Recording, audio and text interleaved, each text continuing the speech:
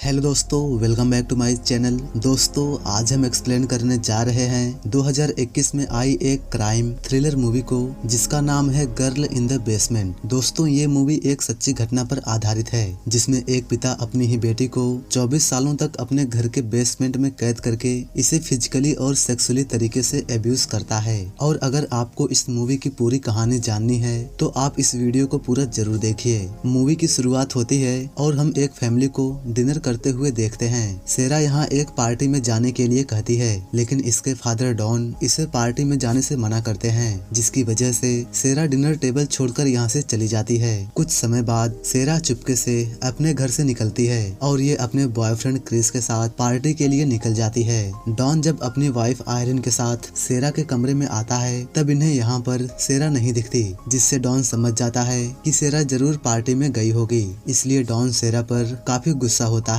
उधर हम सेरा को देखते हैं जो कि अपने बॉयफ्रेंड के साथ पार्टी को काफी एंजॉय कर रही थी। सुबह होने पर क्रिस जब सेरा को उसके घर पर छोड़ता है तब सेरा अपने घर में जाने लगती है, लेकिन डॉन यहाँ सेरा को देख लेता है और ये इस पर काफी गुस्सा करता है। लेकिन तभी सेरा की मॉम यहाँ आती है और ये डॉन को रोकती है। इसके बाद हम सेरा को इसकी सिस्टर एमी और इसकी मॉम के साथ में देखते हैं। सेरा अपनी सिस्टर और मॉम को बताती है कि कुछ ही महीने बाद ये 18 साल की हो जाएगी। उसके बाद ये इस घर को छोड़कर अपने बॉयफ्रेंड क्रिस के साथ रहने चली जाएगी, क्योंकि ये अपने फादर की हरकतों से काफी तंग आ गई है। तभी हम डॉन को देखते हैं जो छुपकर सेरा की बातें सुन रहा था। इसके बाद डॉन घर के बेसमेंट में आता है जहाँ ये एक सीक्रेट रूम को ओपन करता है। इसके बाद हमें 3 महीने बाद का सीन दिखाया जाता है जहाँ सेरा बैठकर अपने बॉयफ्रेंड से बात कर रही थी। तभी सेरा की मॉम इसके पास आती है और ये इसे मार्केट चलने के लिए कहती है, लेकिन सेरा कहती है कि ये मार्केट नहीं जाएगी क्योंकि ये अपने बॉयफ्रेंड से बात कर रही है। सेरा की मॉम सेरा को घर पर छोड़कर एमी को लेकर मार्केट के लिए निकल जाती है। इसके बाद हम डॉन को देखते हैं जो सेरा को अपनी मदद के लिए बुलाता है, क्योंकि डॉन को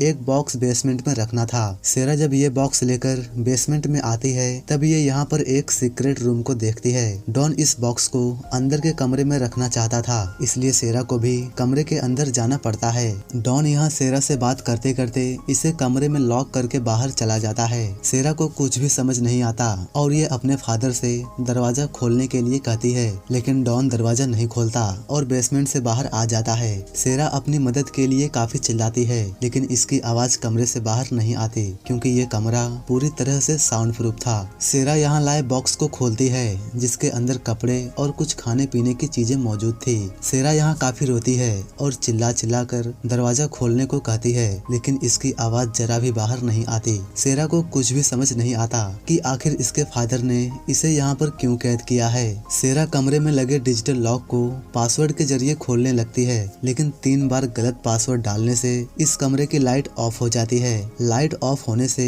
इस कमरे का वेंटिलेटर भी बंद हो जाता है, जिससे सेरा को बेसमेंट के अंदर सांस लेने में प्रॉब्लम होने लगती है। इसके बाद हम सेरा की मॉम और इसकी सिस्टर को देखते हैं जो सेरा के लिए परेशान हो रहे थे, क्योंकि काफी रात हो चुकी थी और सेरा अभी तक घर पर नहीं आई थी। अब सेरा को बेसमेंट में कैद हुए पूरे 4 दिन हो गए थे और जब डॉन इसे देखने बेसमेंट में आता है तब सेरा इसे धक्का देकर कमरे से बाहर निकल जाती है, लेकिन यहाँ भी सेरा को एक लॉक दिखता है, इसलिए सेरा इसे नहीं खोल पाती। डॉन यहाँ आता है और ये सेरा की इस हरकत से इस पर काफी गुस्सा होता है और ये सेरा को वापस से कमरे में लेकर आता है और इसका रेप करता है।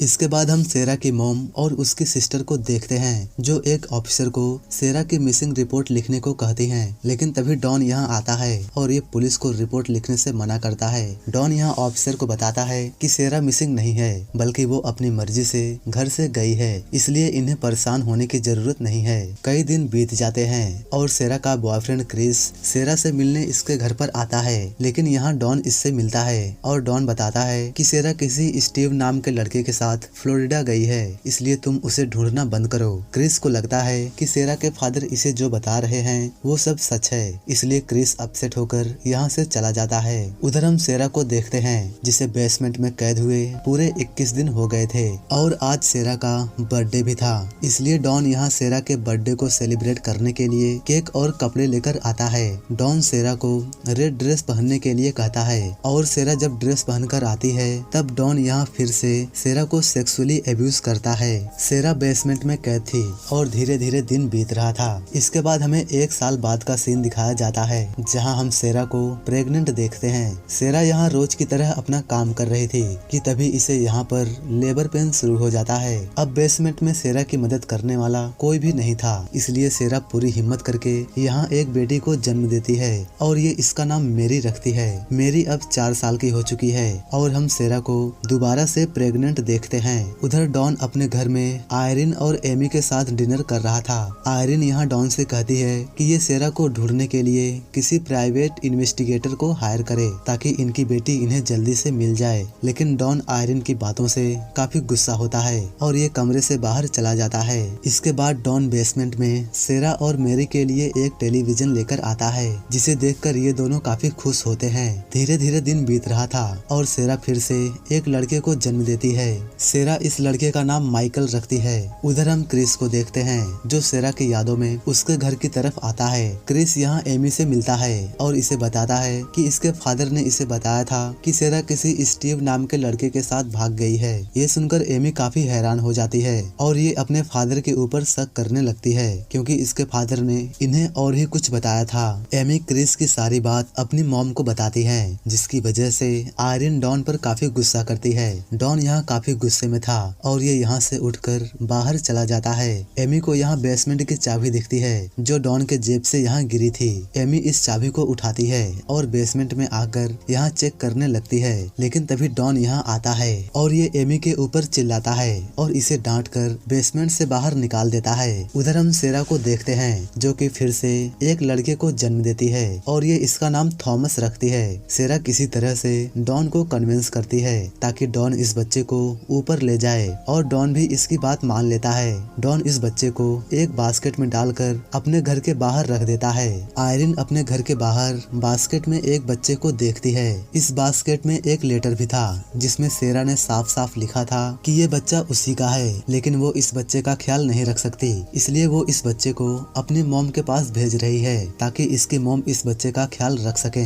आयरिन इस बच्चे को देखकर काफी खुश होती है क्योंकि आयरिन जान गई थी कि सेरा जहाँ भी है वो ठीक है। आयरिन इस बच्चे को लेकर अंदर जाती है, लेकिन हम देखते हैं कि डॉन को बास्केट में एक और लेटर मिलता है जिसमें सेरा ने अपनी मॉम से अपनी मदद के लिए कहा था, लेकिन ये लेटर डॉन देख लेता है। डॉन सेरा पर बहुत ही ज्यादा गुस्सा होता है और ये बेसमेंट में आकर सेरा को फिर से सेक्सुअली एब्यूज करता है। सेरा को बेसमेंट में कैद हुए अब पूरे 17 साल हो चुके थे और इन 17 सालों में अब सेरा चौथी बार प्रेग्नेंट होती है। सेरा एक जगह पर बैठकर अपनी बेटी को पढ़ा रही थी कि तभी ये बेसमेंट में पानी की बूंदों को नोटिस करती है। सेरा यहाँ जल्दी से एक चम्मच की मदद से गड्ढा करती है और अपनी मदद के लिए इसमें टॉर्च ऑन करती है। इस लाइट को सेरा का पड़ोसी देख लेता है, लेकिन वो ये बात डॉन को बताता है। डॉन इस आदमी की बात सुनकर जल्दी से बेसमेंट में आता है और इस बार डॉन सेरा को इतना ज्यादा मारता है कि सेरा के पेट में मौजूद बच्चा मर जाता है। कुछ दिनों बाद सेरा एक मरे हुए बच्चे को जन्म देती है। डॉन इस बच्चे को अपने गार्डन में दफना देता है। डॉन बेसमेंट में आता है और ये सेरा का बिहेवियर देखकर इस पर काफी गुस्सा करता है। माइक और मेरी भी डॉन से कहते हैं कि वो इन्हें कब यहाँ से बाहर लेकर जाएगा, जिस पर डॉन इनसे कहता है कि जब तक तुम्हारी मॉम मेरी रिस्पेक्ट नहीं करती तब तक तुम लोग यहाँ से बाहर नहीं जाओगे। डॉन को यहाँ से जाने के बाद माइक और मेरी सेरा के ऊपर कई सारे सवाल खड़ा करते हैं, जिससे सेरा गुस्से में आकर यहाँ मौजूद सामान को तोड़ने लगती है। सेरा जमीन पर गिर जाती है और ये क्रिस के साथ बिताए हुए दिनों को याद करती है। माइक और मेरी घर का सारा सामान इकट्ठा करते हैं और ये अपनी मॉम से माफी मांगते हैं। ये दोनों कहते हैं कि अब ये दोनों बड़े हो गए हैं, इसलिए ये इसे सारी सच्चाई बता सकती हैं। सेरा इन्हें डॉन की सारी बातें बताती है और बताती है कि कैसे डॉन ने इसे इस बेसमेंट में कैद करके इतने दिनों तक इसके साथ में क्या क्या किया है। सेरा इन्हें यह भी बताती है कि डॉन इसके रियल फादर हैं। ये सुनकर थॉमस और मेरी रोने लगते हैं, लेकिन तभी मेरी को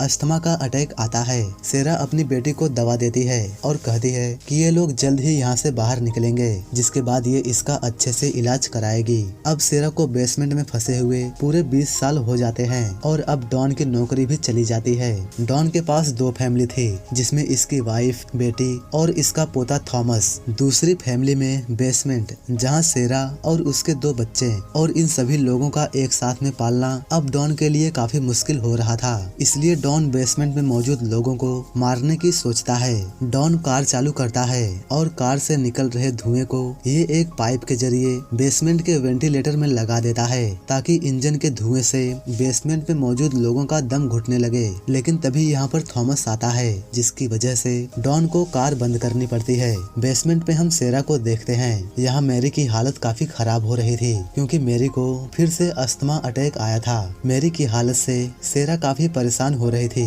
तभी डॉन यहाँ आता है। तब सेरा इससे मैरी को हॉस्पिटल ले चलने के लिए कहती है, लेकिन डॉन हॉस्पिटल जाने से मना करता है। लेकिन सेरा डॉन से काफी रिक्वेस्ट करती है, जिसके बाद डॉन मैरी को हॉस्पिटल ले जाने के लिए मान जाता है। डॉन माइक को बेसमेंट में लॉक करके सेरा को लेकर हॉस्पिटल के लिए निकलता है। 20 सालों बाद सेरा अपने घर को देखती है, लेकिन ये डॉन के डर से चुपचाप गाड़ी में जाकर बैठती है। डॉन इसे जल्दी से हॉस्पिटल लेकर आता है। डॉक्टर मैरी का चेकअप करते हैं और मैरी नॉर्मल होने लगती है। एक डॉक्टर सेरा से मैरी के बारे में पूछती है, लेकिन डॉन सेरा को कुछ भी बोलने नहीं देता और ये खुद ही सारी चीजों का आंसर करता है। डॉक्टर डॉन पर शक करती है, लेकिन इसे कुछ भी नहीं कहती। डॉन एक फॉर्म भर रहा था, लेकिन सेरा उस पर जानबूझकर पानी गिरा देती है। डॉन एक दूसरा फॉर्म लेने जाता है और यही मौका पाकर सेरा यहाँ से उठकर उस डॉक्टर के पास जाने लगती है। डॉन सेरा को देख लेता है और इसे रुकने को कहता है, लेकिन सेरा सीधा डॉक्टर के गले लग जाती है और इससे अपनी मदद के लिए कहती है। ये देखकर डॉन यहाँ से जाने लगता है, लेकिन हॉस्पिटल का एक ऑफिसर दौड़कर डॉन को पकड़ लेता है। डॉन को यहाँ अरेस्ट कर लिया जाता है। उधर मैरी को जब होश आता है, तब सेरा इसे बताती है कि अब ये लोग आजाद हैं। पुलिस बेसमेंट से माइकल को निकालती है, जिसकी हालत थोड़ा नाजुक होती है। इसके बाद हम माइकल, थॉमस और मैरी को एक साथ में खेलते हुए देखते हैं और सेरा भी यहाँ अपनी मॉम और सिस्टर से बात कर रही थी। तभी यहाँ पर सेरा का बॉयफ्रेंड क्रिस भी आता है, जो अब भी सेरा से प्यार करता था। सेरा और क्रिस एक साथ में घूमने के लिए निकल जाते हैं क्योंकि सेरा अब पूरी तरह से आजाद थी। और इसी के साथ ये मूवी यहीं पर एंड हो जाती है। Thanks for watching guys.